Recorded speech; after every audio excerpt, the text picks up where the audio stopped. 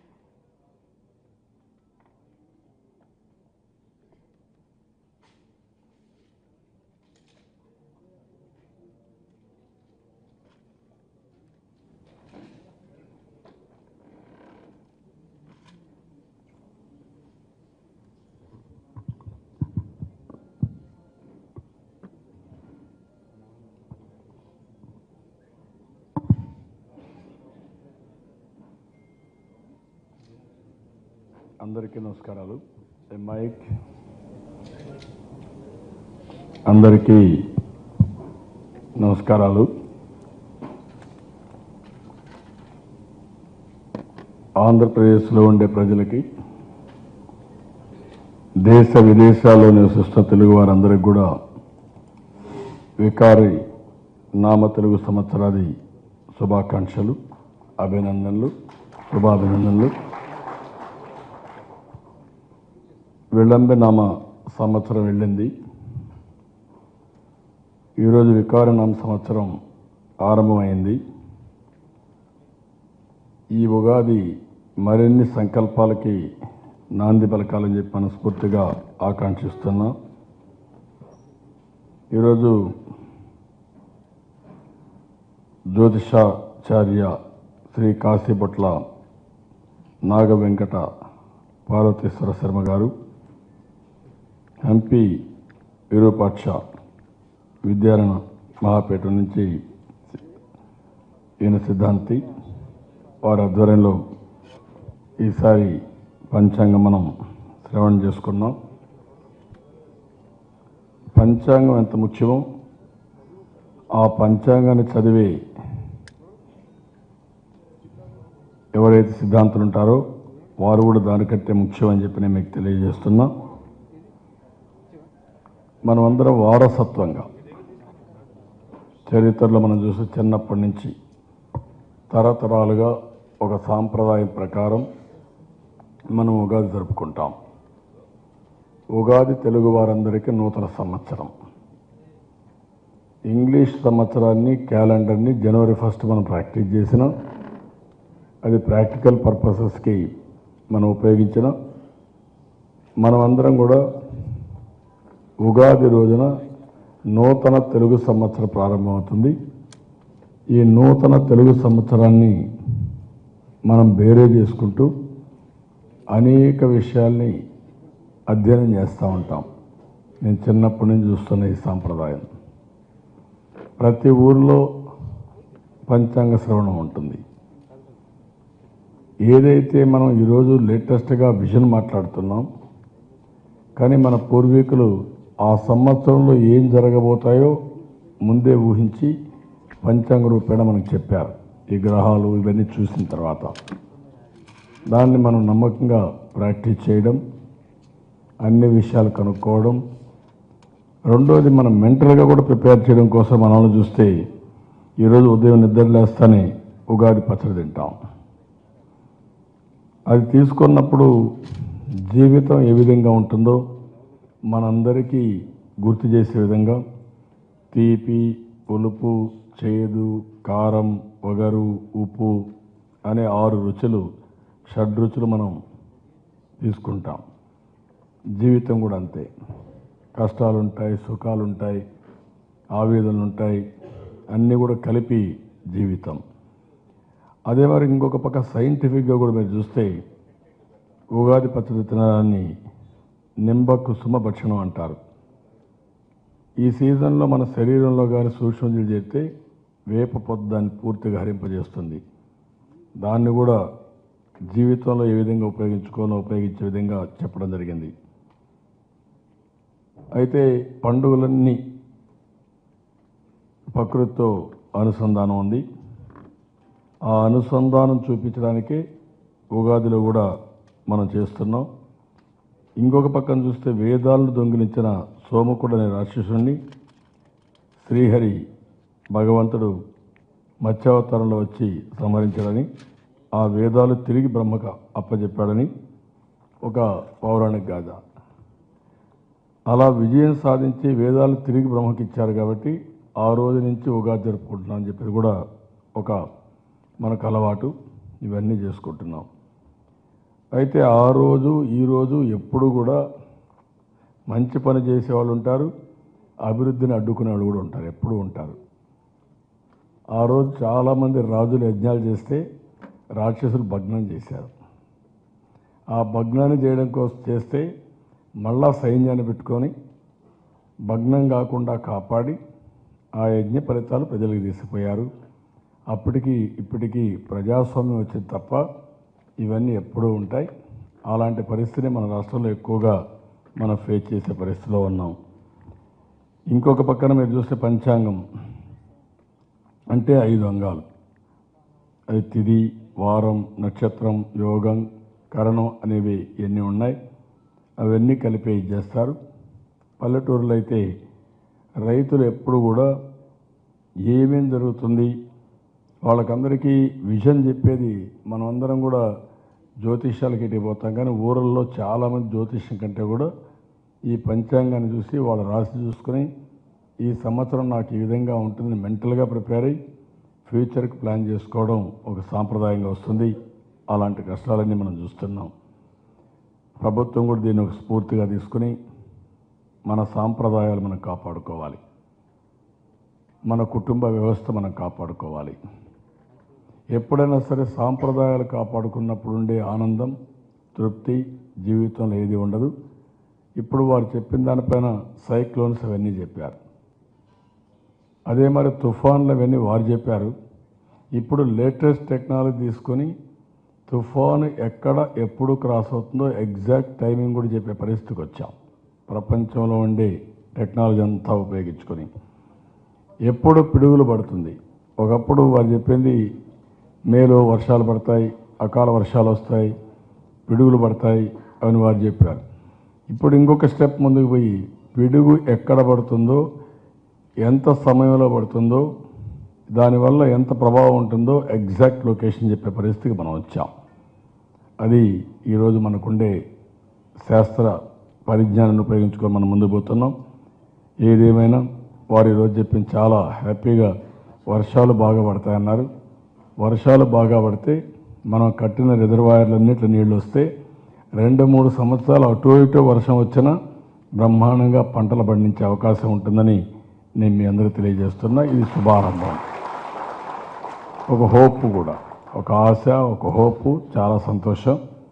అదే మరిగా వారు ఇంకా కొన్ని చాలా విషయాలు చెప్పారు. ఆ విషయాలను విన్నారు కాబట్టి నేను మీకు చెప్పడం లేదు. ఈరోజు రైతు సంక్షేమంతో మనం ముందుకు పోతున్నాం. ఇప్పటికే మీరు చూస్తే దేశమంతా కూడా రైతులు వ్యవసాయ సంక్షోభంలో ఉంటే ఆంధ్రప్రదేశ్లో మాత్రం రైతుల్ని పూర్తిగా ఆదుకున్నాం. భవిష్యత్తులో మళ్ళీ పూర్తిగా ఆదుకోవడానికి అన్నదాత సుఖీభావ తీసుకొచ్చాం. వాళ్ళు పండించిన పంటలు కొంటాం. అదే మరిగా 24,500 కోట్ల రూపాయలు రుణం మాఫీ చేసిన ఏకైక ప్రభుత్వం భారతదేశంలో మన ప్రభుత్వం. పంచాంగాన్ని చదివి లేకుంటే ఏదో నామమాత్రంగా మాట్లాడడం కాదు. కానీ ఒక అదృష్టం మీరు చూస్తే తెలుగుదేశం పార్టీకి అవకాశం వచ్చింది. 37 సంవత్సరాల్లో 22 సంవత్సరాలు అధికారంలో ఉన్నాం. కంబైన్డ్ ఆంధ్రప్రదేశ్లో కానీ ఇక్కడ కానీ 15 సంవత్సరాలు అపోజిషన్లో ఉన్నాం. అపోజిషన్లో ఉన్నప్పుడు ప్రజా సమస్యలపైన పోరాడాం. అధికారంలో ఉన్నప్పుడు రైతుల్ని, బడుగు బలహీన వర్గాల్ని, పేదవాళ్ళని అండగా ఉండడానికి మనం అనిత్యం ముందుకు పోయాం. ఈరోజు వారు కూడా చూపించిన స్ఫూర్తి మీరు చూస్తే ఈరోజు మనం అందరం కూడా పోలవరం ప్రాజెక్టు 70% పూర్తి చేశాం. ఈరోజు నేను ఏమాత్రం అనుమానం లేదు, జూలైలో ఎట్టి పరిస్థితుల్లో గ్రావిటీతో నీళ్లు రావాలి, డిసెంబర్కి పోలవరం పూర్తి చేసి జాతికి అంకితం చేస్తానని చెప్పి ఈ ఉగాది సందర్భంగా తెలుగువారి నూతన సంవత్సర సందర్భంగా ప్రతి ఒక్కరికి హామీ ఇస్తున్నా. ఇంకొక పక్కన మనం ఈజ్ ఆఫ్ డూయింగ్ బిజినెస్లో నెంబర్ 1 వచ్చాం. 2 అంకెల అభివృద్ధిలో నెంబర్ 1 వచ్చాం. ఒకప్పుడు కరెంటు కొరత ఉంటే ఈరోజు కరెంటు కొరతను అధిగమించి 22.5 మిలియన్ యూనిట్స్ ఉంటే ఈరోజు సమృద్ధిగా ఇచ్చే పరిస్థితికి వచ్చాం. అదే మరిగా బడుగు బలహీన వర్గాలకి బీసీలకు 43,000 కోట్లు, ఎస్సీలకు 40,000 కోట్లు, ఎస్టీలకు 14,000 కోట్లు, ముస్లింలకు 4,000 కోట్లు. అదే మరిగా అన్ని వర్గాలని పేదలే ఎక్కడ పేదరికం ఉన్నా, అది అగ్రవర్ణాల్లో ఉండొచ్చు, పేదవాళ్ళలో ఉండొచ్చు, ఎస్సీలో ఉండొచ్చు, ఎక్కడున్నా వాళ్ళని టార్గెట్ తీసుకొని మనం ముందుకు పోయాం. ఒక్క వ్యవసాయానికి 90,000 కోట్ల రూపాయలు ఖర్చు పెట్టాం. సంక్షేమానికి ఇప్పటి వరకు 2 లక్షల కోట్ల రూపాయల పైన ఖర్చు పెట్టాం. పేదవాడికి అందరికీ ఇళ్ళు కట్టించాలనే ఉద్దేశంతో 29 లక్షల ఇళ్ళు కట్టడానికి శ్రీకారం చుట్టాం. 80,000 కోట్ల రూపాయలు ఖర్చు అవుతుంది. 11 లక్షల ఇళ్లకు గృహప్రవేశం చేశాం. ఇంకొక 2 లక్షల ఇళ్ళు కట్టి ఇల్లు లేదనకుండా అందరికీ ఇచ్చే పరిస్థితి తీసుకొస్తున్నాం. దీనికి ఆదాయాన్ని పెంచుకోవడానికి 15 లక్షల కోట్ల పెట్టుబడులు వచ్చాయి. 30 లక్షల మందికి ఉద్యోగాలు వస్తాయి. ఇప్పటికే 4 లక్షల కోట్ల రూపాయల పెట్టుబడులు గ్రౌండ్ అయినాయి. 10 లక్షల మందికి ఉద్యోగాలు వచ్చే అవకాశం ఉంది. ఇలాంటివన్నీ కూడా ఇంకొక పక్కన ఉద్యోగస్తులు కూడా అందరినీ ఆదుకున్నాం. అంగన్వాడీ వర్కర్స్ నుంచి, హోమ్ గార్డ్స్ నుంచి, ఆశా వర్కర్స్ కానీ, వీఆర్ఓలు కానీ, వీఏఓలు కానీ, గ్రామ సమాఖ్య ఉద్యోగులు అందరినీ ఆదుకున్నాం. నా ఉద్దేశం ఒకటి, ఈ నూతన సంవత్సర సందర్భంగా రాష్ట్రంలో ఉండే ప్రతి ఒక్కరికి నేను శుభాకాంక్షలు తెలియజేస్తున్నా. అదే సమయంలో ఈ నూతన సంవత్సరం నుంచి మీ భవిష్యత్తు నా బాధ్యత అనే కార్యక్రమంతో మళ్ళా ముందుకు వస్తున్నా. ఎక్కడ ఎవరికి ఇబ్బంది ఉన్నా, ఏ స్థాయిలో ఇబ్బంది ఉన్నా దాన్ని ఏ విధంగా అధిగమించాలనో అధిగమిస్తూ ఆ సమస్యకు పరిష్కార మార్గం చూపించి ముందుకు పోయే వ్యవస్థకు శ్రీకారం చుడతాం. ఈరోజు ఈ యొక్క వికారి నామ సంవత్సరం నూతన అధ్యాయానికి శ్రీకారం చుట్టాలని మనం చేసే ఈ కార్యక్రమం మీ భవిష్యత్తు నా బాధ్యత అనే కార్యక్రమం దేశానికే ఒక మోడల్ కావాలి, ప్రపంచానికే ఒక ఆదర్శం కావాలి. అది చేపిస్తామని మరొక్కసారి తెలియజేసుకుంటూ తెలుగు వారందరికీ ఎక్కడున్నా మనస్ఫూర్తిగా శుభాకాంక్షలు, అభినందనలు. ఈ యొక్క పంచాంగ శ్రవణం చేసినటువంటి పంతులు గారికి మనస్ఫూర్తిగా ధన్యవాదాలు. అదే మరిగా ఈరోజు మీరందరూ చూశారు, ఇంకా 4 రోజులు ఎన్నికలు ఉన్నాయి. ఎన్నికల సంఘం అన్ని విధాలు ఇబ్బంది పెడతా ఉంది. పర్వాలేదు, ఏ ఇబ్బంది అయినా అధిగమించే దృఢ సంకల్పం, ఉక్కు సంకల్పం ఆంధ్రులకు ఉంది. 5 కోట్ల మందికి ఉంది. ఈరోజు చెప్తున్నా, మీరు ఎన్ని ఇబ్బందులు పెట్టాలని ప్రయత్నం చేస్తున్నారో ఆ ఇబ్బందులు మిమ్మల్నే తిరిగి కొడతాయి తప్ప, అవి మీకే తగులుతాయి తప్ప ఆంధ్రులను ఏమీ చేయలేవు. 5 కోట్ల మందిని ఏమీ చేయలేవు. ఇబ్బందులు మాకు కొత్త కాదు, అడ్డంకులు కొత్త కాదు. అదే సమయంలో ప్రతి ఒక్క సవాలుని ఒక అవకాశంగా తీసుకొని తిరిగి బుద్ధి చెప్పి విజయాన్ని సాధిస్తామని ఈ వికారనామ సంవత్సరంగా మన వ్యతిరేక వర్గాన్ని కానీ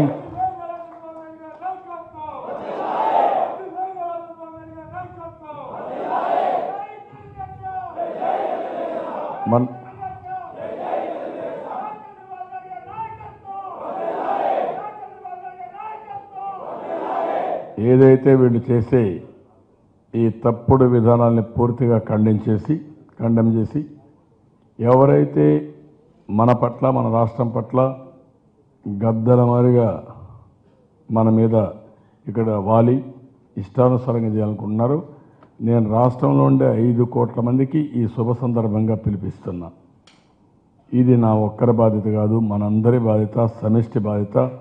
భావితరాల భవిష్యత్తు కోసరం, మన భవిష్యత్తు కోసరం, ఆంధ్రుల భవిష్యత్తు కోసరం ప్రతి ఒక్కరూ ముందుకొచ్చి అందరూ కలిసి ఈ ఎన్నికల యజ్ఞంలో భాగస్వాములు కావాలని మరొక్కసారి కోరుకుంటూ ఈ శుభ సందర్భం, ఎందుకంటే ఎన్నికలు ఇలాంటి ఫెస్టివల్స్ అన్నీ కూడా కలిసే ఉంటాయి.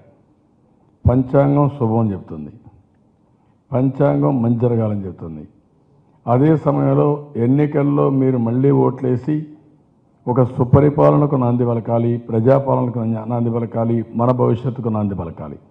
ఈ రెండు ఒకే విధంగా ఉంటాయి. కాబట్టి అందరూ దీన్ని ఆలోచించుకోవాల్సిందిగా మరొకసారి కోరుకుంటూ, మరొకసారి అందరికీ ఈరోజు వికారినామ సంవత్సర శుభాకాంక్షలు తెలియజేసుకుంటూ, అభినందనలు తెలియజేసుకుంటూ, మీ భవిష్యత్తు, రాష్ట్రంలో ఉండే ప్రతి ఒక్కరి భవిష్యత్తు బంగారు భవిష్యత్తు కావాలని మనస్ఫూర్తిగా ఆకాంక్షిస్తూ, దానికి మీ భవిష్యత్తు నా బాధ్యత ఎంతో ఉపయోగపడుతుంది.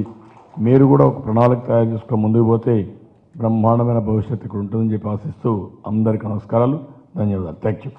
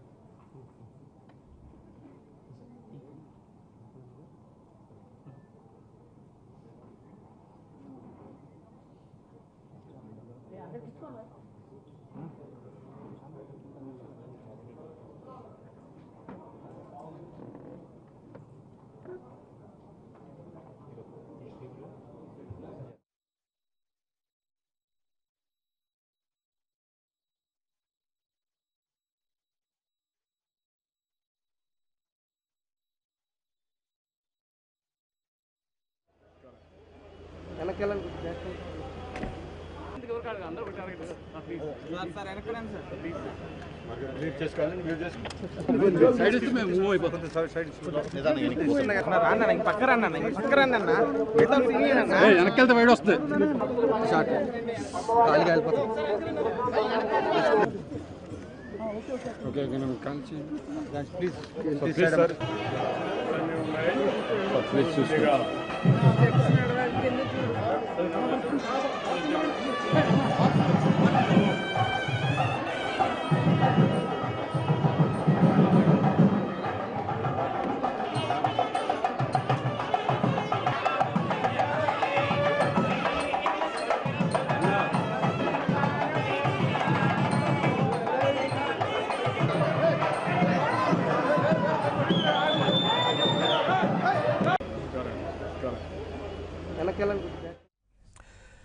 చంద్రబాబు మరో సంచలన హామీని ప్రకటించారు. పేదలకు ఇళ్లు కట్టించడమే కాదు, ఇప్పటికే సొంతిళ్లు కట్టుకున్న వారి గృహ రుణాలను మాఫీ చేస్తానని హామీ ఇచ్చారు. ఇందుకు అవసరమైన 9,200 కోట్ల రూపాయల బకాయిలను ప్రభుత్వమే చెల్లిస్తుందన్నారు. ఈ పథకం ద్వారా సుమారు 43 లక్షల మందికి ప్రయోజనం కలుగుతుందని చెప్పారు చంద్రబాబు. ఏపీలో ఈ 5 ఏళ్ల కాలంలో 11 లక్షల ఇళ్లను టీడీపీ ప్రభుత్వం పేదలకు కట్టించినట్టు చెప్పారు.